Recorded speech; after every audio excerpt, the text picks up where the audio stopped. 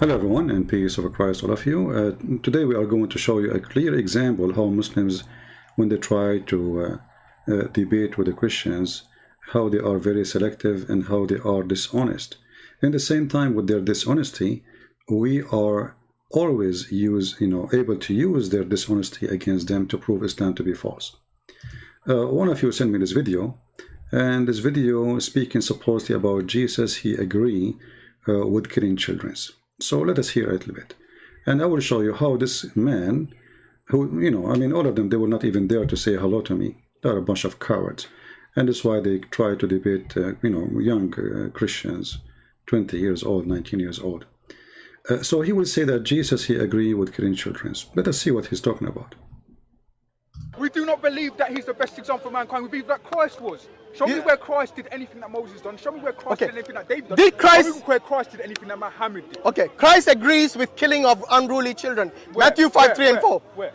Matthew 5, 3 and 4. No, he doesn't. No, he doesn't. Read it. That's a parable. That's a parable. Read it, it's not a parable. That's a parable, bro. Is that a parable? It's So a we got two parable. Christians here saying It's a a parable. liar. Okay, if I'm a liar, prove me from there. Okay. Remember that they both. Okay, hold on. It's not a parable, no.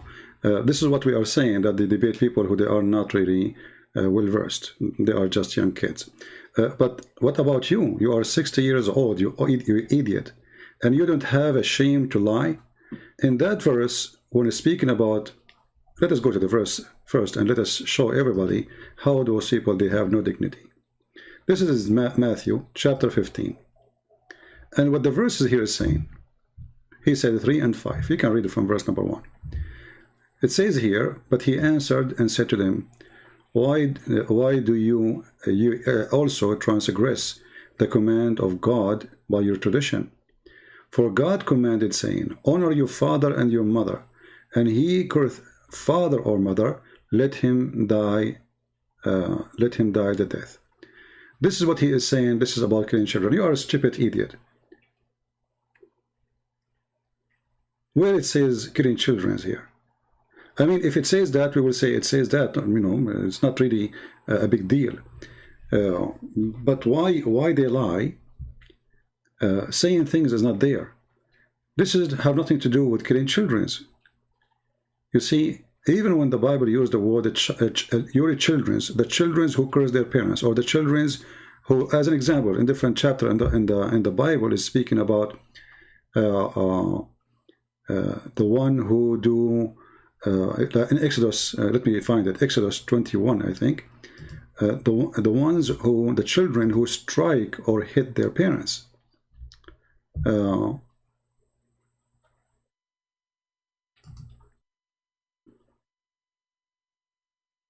So those are punishment not for kids, even if it's sometimes it mentioned the word child, but you are a child if your father, even if you are 19 years old. Even if you are 1,000 years old.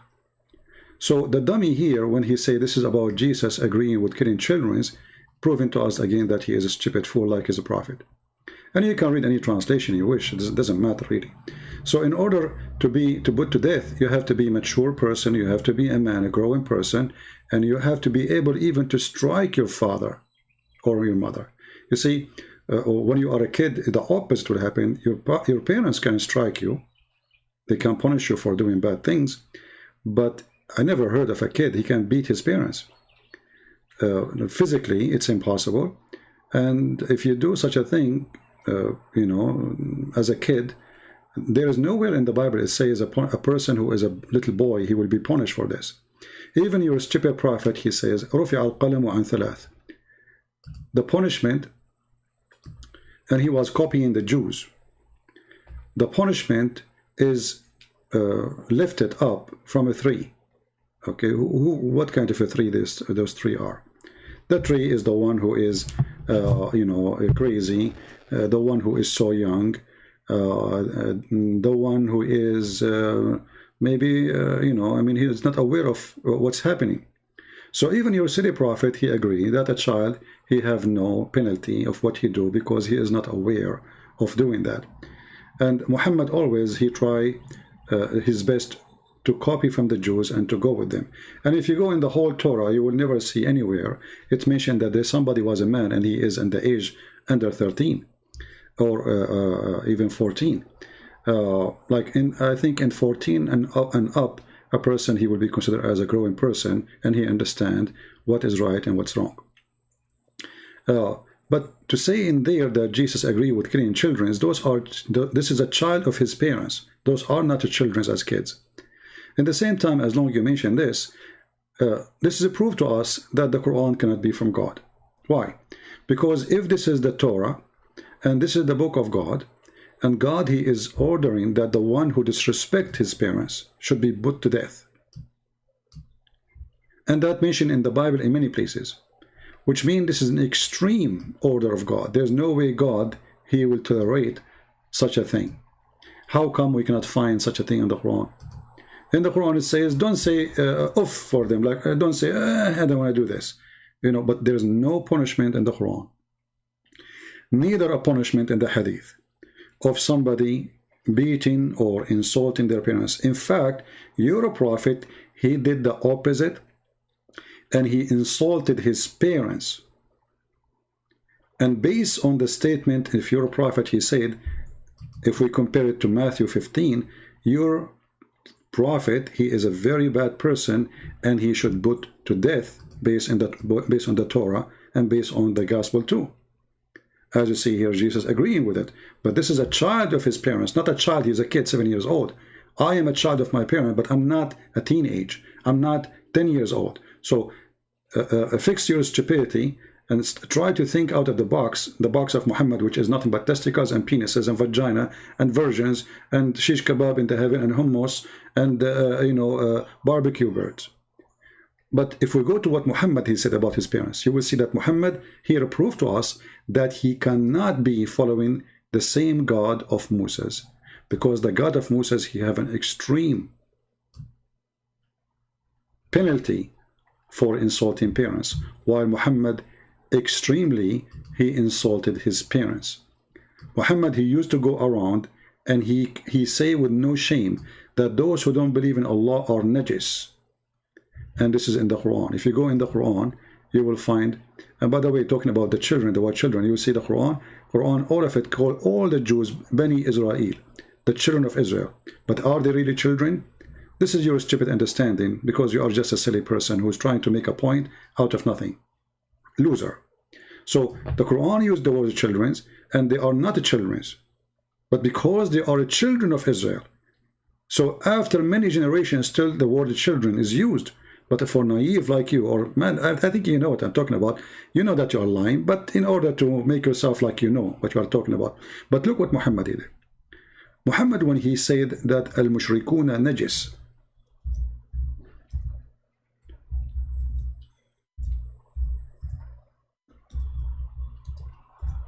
najis, okay, he just called his parents filthy. This is chapter 9, verse number 28. Muhammad, he said, the mushrikeen, the polytheist, the pagan, the idolatrous, etc. And by the way, he is one of them. He is a polytheist, he is a pagan, he kisses black stones, and he bowed down to the 3 daughters of Allah, and he said their intercession is a must. So he is the one, he's talking about himself actually. And then those who don't believe in Allah, etc., they are najis. Najis means filthy, nothing can wash them. And those are the parents of Muhammad. This is why Muhammad, he says, my father and your father are going to go to hell. Why? Because Muhammad keeps saying that his father and his mother are filthy najis. Muhammad is born out of a najis woman. Muhammad is born out of a sperm of a filthy man. Muhammad saying that, not me. وَإِنَّمَا الْمُشْرِكُونَ نَجِسٌ. So here we notice that Muhammad cannot be a person who is coming from the same God, the God of Abraham, the God of Moses, and the teaching of Jesus. For Muhammad, he have no problem to insult his parents and to call them najis. Not only he said they will go to hell because they don't believe, and here I find it very funny, why they will go to hell if there is no messenger came to them. Isn't it the Quran says, I will not send anyone unless I send you a warner first? Who is the warner to them? If the Muhammad and they say Abraham was there, we will laugh, because the Quran says clearly that Muhammad is the first warner, and no warner come before him to Mecca.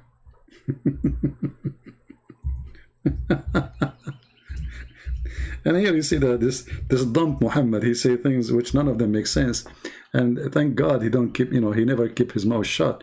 And the more you know, the more he talk, the more he do poo-poo. As you see here in the Quran, it says it clearly, as an example, chapter 34, verse number 44, that we never sent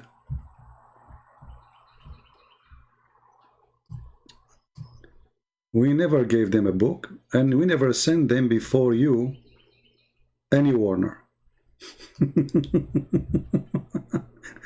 And then the silly Muhammad, he says that Abraham was there, Ishmael was there, I mean everybody was there. And then we find that Muhammad saying he is the first warner ever who came to the Arabian Peninsula. He is the first warner who have a book, and they never have a book. Remember, Abraham have a book. According to the Quran, Abraham have a book. According to the stupid Quran, Abraham have a book. If you go in the Quran, you will say it says Suhafu Ibrahim or Suhafu Musa. You know, so how you say Abraham was there and Abraham have books, and then we find that no warner came to them and no books was given to them. Chapter 87, verse number 19. This is why those kids, they try to debate only kids, because they can look shiny in the front of kids, but in the front of us, we will clean their shine with our shoes. We will make them more shiny, but with our shoes. The scriptures of Ibrahim and the scriptures of Moses. And by the way, translation of scriptures is not really correct, because it's a suhaf, which means it's written on the tablet, like the tablet of Moses. So here you notice how Muhammad, he get himself busted. In one hand, he claimed that he is a person who belonged to Ishmael, and Ishmael, he was in Mecca, and Ishmael was a messenger and was a prophet, and Abraham was there. And then he says in the Quran, no messenger before me came to them, and Allah told him that. In the same time, the Quran says clearly that Allah will not punish anyone unless he send a warner. So why the father of Muhammad and the mother of Muhammad, they will go to hell? What is the name of the messenger came to them? If you say Ibrahim, we just prove to you from this verse that Ibrahim was not there, and this was a fraud in the Quran. Because if Ibrahim was there, they have a warner before you. Not only Ibrahim, they have even the son of Abraham, supposedly Ishmael. So obviously, this is a stupid lie made by Muhammad, and this person, he keep contradicting himself. At the same time, I don't want to forget that when a Muslim speak about killing children, you know, when the Quran, as an example, talk about Al-Khadr killing a little boy, and we made a video about it not long time ago, you know, where he saw a little child, and this child, Allah, he made him kafir in order to slaughter him. A Muslim, he in the comment section, he said, Allah, he made this child a kafir, so Al-Khadr can teach Moses. It's like he's saying that Allah, he made this child a kafir, so Al-Khadr will slaughter him. It's like laboratory, you know, you go to school, and then they have a frog, and they cut the frog for you to show you where his heart, where is his belly, where is his stomach, where is his etc. So the stupid thing about the answer is they are saying to us that Allah, he respect no life of a human being, and he create people just for fun, and he order killing them just to teach somebody something. So here the hadith of Muhammad saying, and as you see, this is sahih, Allah, he created this little boy. From the second, he created him to be a disbeliever. But the verse in the Quran say clearly that this person did never commit sin yet. That's why Moses, he said to Al-Khadr, you are killing someone who is innocent. He did not do anything yet. And even verse number 80 says, when Al-Khadr, he answered, he says, for this boy, his parents were believers, and we feared he would oppress, he would in the future. Here you see that Islam is not only stupid, Islam is anti-justice, Islam is madness, there's a God who will make you disbeliever, and then he will send a Muslim to kill you because you are disbeliever. But it is him who made you disbeliever. And not only he will kill you when you disbelieve, he will kill you before you disbelieve. Which means before you commit your crime, if disbelieving is a crime. So when a Muhammadan he go and he make a speech in Hyde Park, I say bark, not park. You are barking, my friend, and we are laughing at you. And in the same time, I have a question for you now, as long as you mentioned this. Where is the penalty of disrespecting parents in the Quran? Aren't you the one who talk about Muhammad that he followed the law of Moses? This is the law of Moses. How come Muhammad never mentioned anything about penalty? What is the penalty of rape in the law of Muhammad? Nothing. What is the punishment of beating your parents in the law of Muhammad? Nothing. Cursing your parents? Nothing. Insulting your parents? Nothing. Why?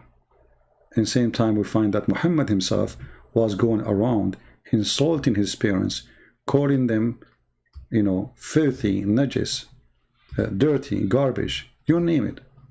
And then we find that when the Quran says, وَإِنَّمَا الْمُشْرِكُونَ نَجِسٌ, as we showed you before, Muhammad, he confirmed that he is born of a filthy family. He's born of a filthy family, while the Quran confirmed that Jesus is pure and he was born from the pure Mary. So comparing what Muhammad described his parents with and how he described the mother of Jesus, you will see here Muhammad, he knew that he have no honor to be proud about. He knew that he is a son of a big pagan family. And he knew, as he called him himself, not me, he called him filthy, impure, najis. And if a Muslim, he says the word najis is not really that bad, what about you? Then you say to him, you are najis, and you will see his reaction. Just tell him you are najis. Let us see how much he will love it. So the word najis is an extreme insult to anyone. And as you see, Muhammad, he confirmed that his parents are, both of them, a bunch of filthy people. So Muhammad, he never respected his parents. Muhammad, he acknowledged his parents are filthy, and they are impure, and they are people of hell, and they are pagan, and acknowledged in the same time that Jesus himself, as we see in the Quran in chapter 19, verse number 19, where it says that Jesus is the Holy Son. And then we ask ourselves, what makes Jesus holy, and Holy Son of who? Is that because he is Holy Son of God? Otherwise, no holy save God. A person cannot be holy. A person nowhere to be close to be holy, unless he is someone special, that is God. So when the Quran come with this statement, and the statement is so clear about Jesus, we find that Jesus coming from a pure mother, the best of women between mankind, and then we find that Jesus, he is the Holy Son, and he is a gift of God. So you notice here the huge difference between the filthy Muhammad family and the holy family of Jesus, based on the Quran words. And the Holy Son is born of what? Holy what? Where is the holiness coming from? Remember, the Quran say clearly that Muhammad is a big-time sinner, and maybe Allah, even Allah, he says, may Allah forgive your sin, Muhammad, the sin in the future and the sin in the past. Now, the Muhammadan here, sometime in translation they say, they take the word sin, they say fault, but the fact in Arabic it says dhanb, and the word dhanb is so clear, it is sin. So even Muhammad, he himself acknowledged that he is a filthy person, that Allah may forgive his sin. And here it's very funny, if Allah is the one who's talking, how Allah, he says, may Allah forgive your sin. How stupid this statement is, if I am God and I am talking to say, may God forgive your sin, Muhammad. Who are you then? Obviously, this is a verse made by Muhammad, and he knew how filthy he is, so he is wishing that the God, the true God, not Allah, he will forgive his sin before he sent him to hell and burn him for eternity. Thank you very much for listening, and I hope you have a good time. feel free to download the video, share it with your friends, and thank you very much. God bless you. Islam is false, as always, we prove it. And again, don't forget to leave your comment if you are a Muhammadan. We showed you that Muhammad was not, he was the first warner, came to the Arabian Peninsula, which means Abraham never came. We showed you that Muhammad don't follow the law of Moses, which is clearly says, if a man disrespect his parents, or even he did beat his parents, strike his parents, curse his parents, he surely put to death. Why we cannot find this law in the Quran? And why the Jews even, let us say for the sake of argument, the Jews, the Muhammadan, they might say, the Jews, they took this verse off. They add it later, you know. I mean, why they will add it later? This is something silly. I mean, this is stupid to say, right?